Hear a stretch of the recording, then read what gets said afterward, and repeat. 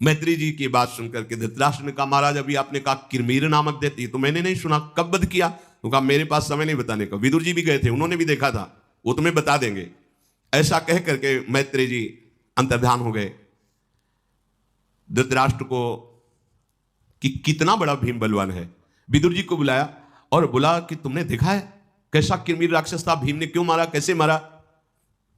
विदुर जी ने कहा, आपकी मानव शक्ति से अतीत बलशाली भीम हैं, भयानक कर्म करने वाले वायु देवता के पुत्र हैं, जैसे वायुपुत्र हनुमान जी।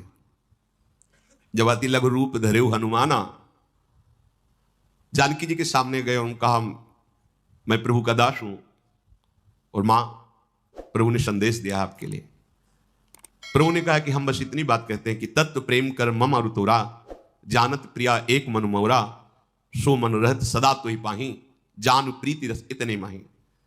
कि हे जनक नंदनी, आपके और हमारे प्रेम की बात तो केवल मेरा मन जानता है, वाणी से मैं नहीं कह सकता, और वो मन सदैव तुम्हारे पास रहता है, बस आप इतने से समझ लीजिए। जानकी जी अश्रु प्रवाह करके हा रघुनाथ हा राम विकल हो गए।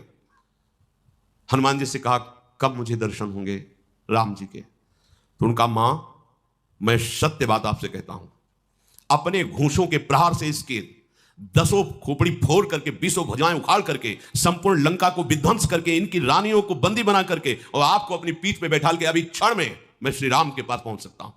मुझे किसी अस्त्र शस्त्र की जरूरत नहीं, पर प्रभु ने आदेश नहीं किया है, इसलिए जितने दिन तक प्रभु कहें उतने दिन तक आप शांत भाव से रहिए, दुखी मत होइए, स्वयं प्रभु आएंगे और इसका विनाश करेंगे। अगर प्रभु आदेश किए होते तो जानकी जी ने वात्सल्य दृष्टि से देखा कि बहुत बड़ी बड़ी बातें करते हैं, अति लघु रूप थे ना, छोटे रूप। जानकी जी ने कहा कि बेटा राक्षस बहुत बलवान है, यहाँ के देखो ये सब पहरेदार खड़े ना, बहुत त्रास देते हैं। तो उनका, माता यदि आप संकोच हमें हो रहा है, अगर आप आदेश करें तो आप जो देखना चाहती हैं कि तुम्हारा ये पुत्र बड़ी बड़ी बातें तो करता है पर बल विक्रम तो है नहीं, छोटे हनुमान जी से।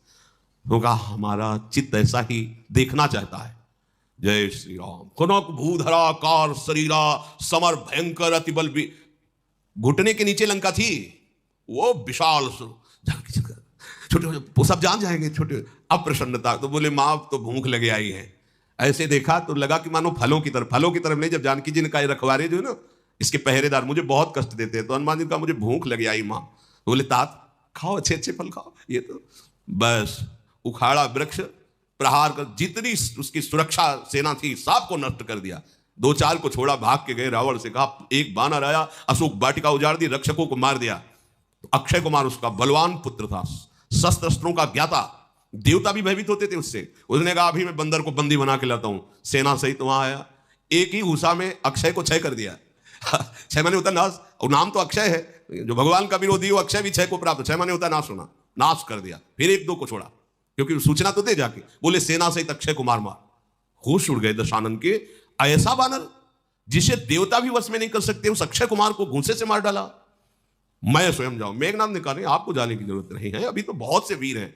मेघनाथ पहुंचा तो हनुमान जी की इच्छा थी कि एक बार रावण के सामने पहुंचे तब बात बने। मेघनाथ ने जाकर के देखा कि महाबली है, तब सेना को विध्वंस कर दिया। मेघनाथ ने ब्रह्मास्त्र का संधान, ये अमोघ है, हनुमान जी इसको भी तोड़ सकते हैं। लेकिन हनुमान जी ने सोचा इसकी मर्यादा रखनी चाहिए, तो बंध गए। बहुत हल्का स्वरूप बना लिया, सूक्ष्म स्वरूप बांध के ले गए। तो जितने सभासद थे, ये बालर ये अक्षय कुमार को मारा, तो बहुत हल्का स्वरूप हनुमान जी।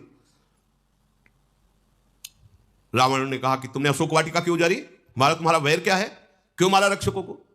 बोले महाराज मैं तो बानर हूं ना, भूख लगी थी, फल खाने गए, तुम्हारे रखवारे रोकने लगे, तो हम स्वभाव बस वृक्षों को तोड़ना हमारा स्वभाव है। कभी स्वभाव ते तोड़ रुखा, और जिन मोहि मारा ते मैं मारे, मैं कमजोर थोड़ी, जिसने मारा मैंने मारा उनको। तुम्हारे पुत्र ब्रह्म पास में बांध करके लाए, मुझे इसकी भी कोई परवाह नहीं। जिन मोहि मारा ते मैं मारे, तीन पर बांधे तने तुम्हारे, मोहि न कछु बांधे कर लाजा, किन चाहो निज प्रभु कर काजा। मैं भगवान श्री राम का दास हूं, आपके हाथ जोड़कर कहता हूं जानकी जी को वापस कर दो, नहीं तो महाराज आपको यह है ना कि शंकर जी की उपासना करता हूं। शंकर साहस विष्णु, वही बैठे ना रुद्र, 11वें रुद्र का अवतार, शंकर साहस विष्णु अज तो ही सकई न राख राम कर द्रोही। रावण ने कहा बानर तो बहुत ज्यादा बोल गया, मार डालो इसको। माल्यवंत का नहीं नहीं, दूत को मारना शास्त्र निषेध है। हाँ बोले तो ठीक है, फिर इसकी पूंछ को अंग भंग कर, इसकी पूंछ बहुत प्यारी होती है बंधन, हाँ इसमें तेल डाल करके आग लगा दो, पूंछ जल जाएगी ना, बिना पूंछ के जाएगा तब अपने स्वामी को दिखाएगा। हनुमान जी कहा हाँ हमारे अनुकूल बात बन रही है। जितना कपड़ा लपटा जाए उतनी पूंछ बढ़ती जा रही है। बाढ़ी पूंछ कीन कप खेला, रहा न नगर बसल घृत तेला, रजाई गद्दा कपड़ा लत्ता तेल घी कुछ नहीं रहेगा, सब पूंछ में आ गया। बढ़िया। और फिर वो स्वरूप धारण किया, जैसे बतेला लगाया जाता ना, संकल्प और अग्नि दोनों के उससे स्वर्णिम लंका भस्म हो गई, त्राहिमाम मच गया। ओ ये बानर क्या था? वायुपुत्र हनुमान जी तो वायुपुत्र भीम। विदुर जी ने कहा कि जिसे तुमने जुए में पराजित किया है वो आग लिए टहल रहा है भीम। एक रात की बात तुम्हें बताता हूं, जब मैं यहां से गया तो भयंकर कर्म करने वाला, इच्छा अनुसार रूप धारण करने वाला और नरभक्षी राक्षस किरमीर, वो उसकी आंखें इतनी मसाल जैसी चमक रही थी कि सामने प्रकाश हो रहा था। जब ये पांडवजन ऋषियों के साथ जा रहे थे तो आगे भुजाएं फैलाकर खड़ा हो गया और कहा इनमें से भीम कौन है? क्योंकि मेरे भाई बक को मारा, वो एक चक्रा नगरी में वो जो खीर पुआ खा के जिसे मारा था, इसका भाई था। आज तक हमने अपने भाई को जलांजलि नहीं दी, इसके खून से देंगे। और मेरा बहुत प्रिय मित्र था हिडिंब, उसको भी मारा, उसकी बहन से ब्याह कर लिया। कौन है इसमें से? भीम कौन है? भीम ने कहा परिचय जानना चाहते हो? मैं हूं, अये क्रूर राक्षस, जहां तेरा मित्र गया तेरा भाई गया है, तुझे जलांजलि या रक्तांजलि देने की जरूरत नहीं है, मैं तेरे को वहीं पहुंचा देता हूं। उस राक्षस ने माया प्रकट की, बड़े बड़े पाषाण बरसने लगे, अग्नि बरसने लगी। धौम्याचार्य जी ने अग्नि निवारण, पाषाण निवारण, दिव्य मंत्रों का उच्चारण किया तो उसकी माया नष्ट हो गई। युधिष्ठिर बोले कि भाई तुम क्यों मरना चाहते हो? हम लोगों को तो वैसे ही कष्ट मिल रहा है, जुए में हार गए, वनवास भोग रहे, हमने तुम्हारा कुछ बिगाड़ा नहीं है, तुम जाओ अपना आनंद लो जाकर वन में, हमें क्यों परेशान कर रहे हो? उसने कहा कि मैं रात दिन इसी बात में जलता था कि कभी भीमसेन हमारे सामने पड़े, कब मिले, कैसे मिले, तो मैं बदला निकालूं अपने भाई का, अपने मित्र का। आज मैं बदला लूंगा और ये बहुत बलवान है, इसका रक्त जब मैं अपने भाई को तर्पण करूंगा तो तृप्त हो जाएगा। ऐसा कह के वो कुपित होकर के भीम पर बड़ा विशाल रूप धारण करके टूटा। तत्काल अर्जुन ने गांडीव धनुष पर प्रत्यंचा चढ़ाई। भीम ने कहा नहीं, जरूरत नहीं, इसने मेरा नाम लिया है, हम काफी हैं, तुम दूर केवल खड़े देखते रहो। भीम ने एक बहुत लंबे वृक्ष को उखाड़ा और पत्ते झाड़कर उसको हाथ में लिया और उस राक्षस पर प्रहार किया। वो राक्षस मुस्कुराता रहा, कोई असर नहीं हुआ। उस राक्षस ने भयंकर पहाड़ उठाया और भीम पर दे मारा। तो ये तो जब कुछ ही दिन के थे और मां की गोद से गिर गए थे तो पहाड़ चकनाचूर हो गया था, तो पहाड़ क्या करेगा? स्तब्ध होकर भीम खड़े रहे। फिर क्रोधित होकर भीम आक्रमण किया और अपनी भुजा, भीम की भुजा में जो फंस गया तो मानो यमराज की पास में बंध गया, निकलना मुश्किल है। भीम ने उसे पकड़ लिया और गजराज जैसे किसी कमल को मसले ऐसे उस किरमीर को चूरमा बना दिया। फिर गिरा करके उस ऐसे पीठ पे घुटना रख करके उल्टा तोड़ दिया उसको, किरमीर को। तो विदुर जी ने कहा फिर इसके बाद उसको देर तक घुमा घुमा घुमा घुमा कर तो ऊपर ही मर गया इतने में, फिर उसको फेंक दिया। महाराज, जिससे देवता भी भयभीत होते थे उस दैत्य के प्राण निकल गए किरमीर के। तो महाराज, अब ऐसे पांडवों से आपको कैसे रक्षा कोई कर सकता है जब ये अपने क्रोध में आएंगे? इसीलिए धर्मराज युधिष्ठिर को किसी तरह दुख न पहुंचे, फिर मैं आपसे प्रार्थना करता हूं आप संभाल लीजिए। इधर द्वारिकाधीश भगवान श्री कृष्णचंद्र जी और वृष्णि अंधक वंश वीरों ने जब सुना कि पांडवों को दीपक्रीड़ा में परास्त कर दिया गया और वो वनवास कर रहे, तो पूरी फौज के साथ, द्वारिका की फौज, और इधर पांचाल राजकुमार धृष्टद्युम्न ने सुना मेरी बहन के साथ सभा में ऐसा, वो पूरी सेना के साथ वन में। दृष्टकेत महापराक्रमी लोक विख्यात के राजकुमार, इनकी पुत्रियां नकुल शादियों को ब्याही गई हैं। ये सब वहां वन में मानो कोई महायुद्ध होना हो ऐसे सब एकत्रित हुए। भगवान श्री कृष्ण को आते देखकर पांडवजन सब ब्रह्म ऋषि खड़े हो गए। भगवान आकर के ब्रह्म ऋषियों को प्रणाम किया, युधिष्ठिर जी के चरण छुए, सबका स्वागत सम्मान करके बैठाला। श्री कृष्णचंद्र जी ने कहा कि आज जान पड़ता है कि दुर्योधन, कर्ण, दुरात्मा, शकुनि और दुशासन के द्वारा ये पृथ्वी वीरों रहित हो जाएगी, क्योंकि जब हम सब विरोध में खड़े होंगे तो इनका नाश निश्चित है। हमें लगता है इन दुरात्मा वीरों की खून से प्यासी है भूमि। युद्ध में जिसे कोई परास्त नहीं कर सकता, वैसे हम और हमारे संबंधियों से कोई वैर ले ले और फिर वो सुखपूर्वक रह सके। छल कपट के द्वारा तुम्हें परास्त किया गया है और ऐसे छली और कपटी को मारना है मेरा सनातन धर्म है, भगवान ने कहा। कुंती पुत्रो, तुम्हारे अपमान से आज सारी पृथ्वी दुखी है। मैं स्वयं श्री कृष्ण कुपित हो गया हूं। अगर जरा भी तुम्हारा इशारा हो तो अभी पूरा हस्तिनापुर भस्म हो जाएगा। नारायणी सेना पूरा, और ये धृष्टद्युम्न आदि वीर हाथ जोड़ करके युधिष्ठिर ने कहा कि महाराज, आप किंचन मात्र रोष मत कीजिए, आप हमारे आत्मा हैं, हम सब आपके ही सारे हैं। आपकी बात सुनकर ही हमें महान सुख मिला, परंतु आप कृपा करके अभी शांति, हमारे जब 12 वर्ष का वनवास, 1 वर्ष का अज्ञातवास हो जाए तब विचार करेंगे, अभी तो कुछ नहीं, अभी तो आप शांति बनाए रखिए।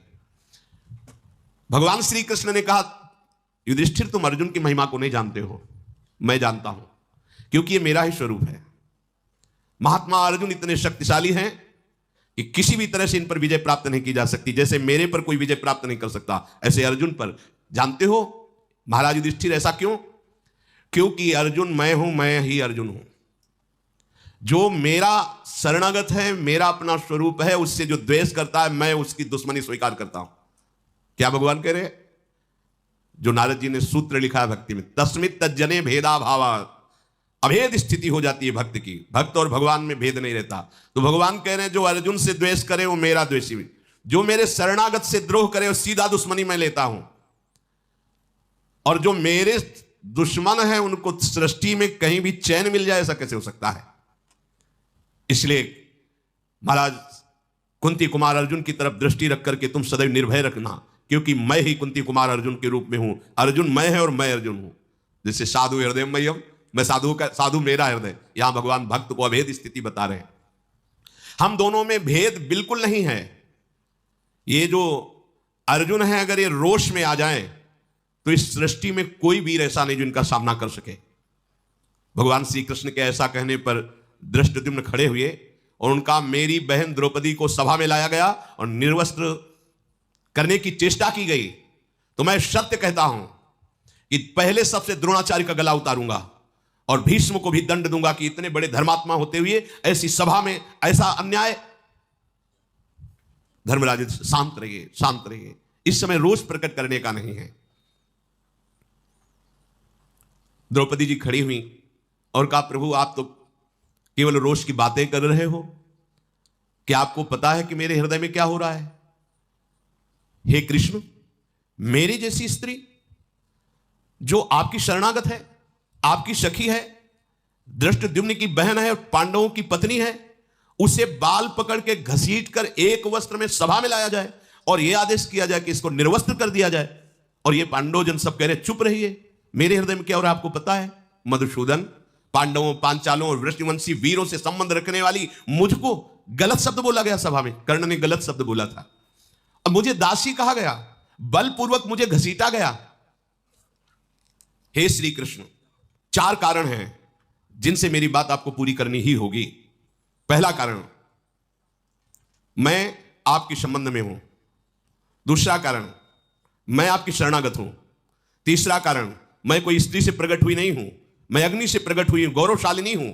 और चौथा, ऐसे समर्थ पति और मेरी ये दुर्दशा, इसलिए बाल को दिखाते हुए कहा, तब तक बाल नहीं बांधूंगी जब तक आप इन दुष्टों के खून से मेरे बाल को गीला नहीं करोगे।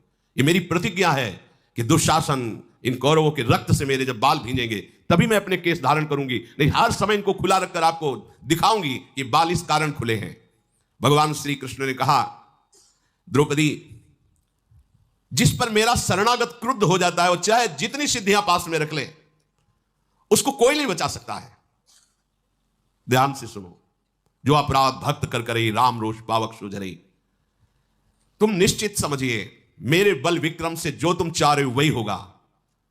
तुम कुछ समय बाद देखोगे, जब तुम्हारा वनवास पूरा हो जाएगा, कि जितने दुष्टों ने दुष्टता की है ये सब रक्त रंजित होकर भूमि पर तड़पते हुए दिखाई देंगे। प्रतिज्ञा करता हूं कृष्णे, चाहे आसमान फट जाए, हिमालय विदीर्ण हो जाए, पृथ्वी के टुकड़े टुकड़े हो जाए, समुद्र सूख जाए, पर मेरी बात कभी मिथ्या नहीं होती। जो मेरे शरणागत को जैसा कष्ट देता है वैसे ही उसका मैं विनाश करता हूं।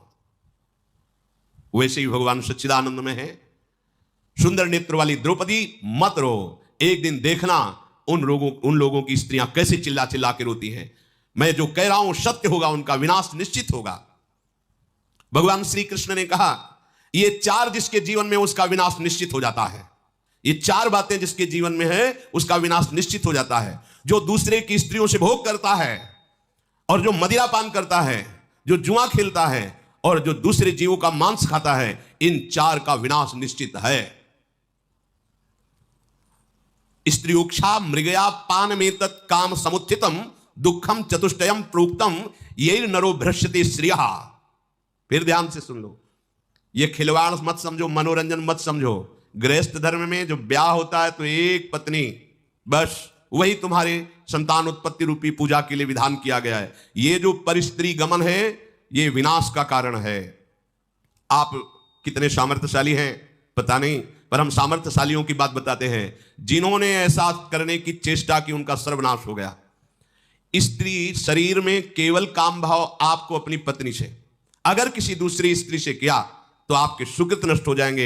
आपके साथ ऐसी दरिद्रतामयी, ऐसी विपत्तिमयी लीलाएं प्रारंभ होगी कि आगे चलकर आपका सर्वनाश हो जाएगा।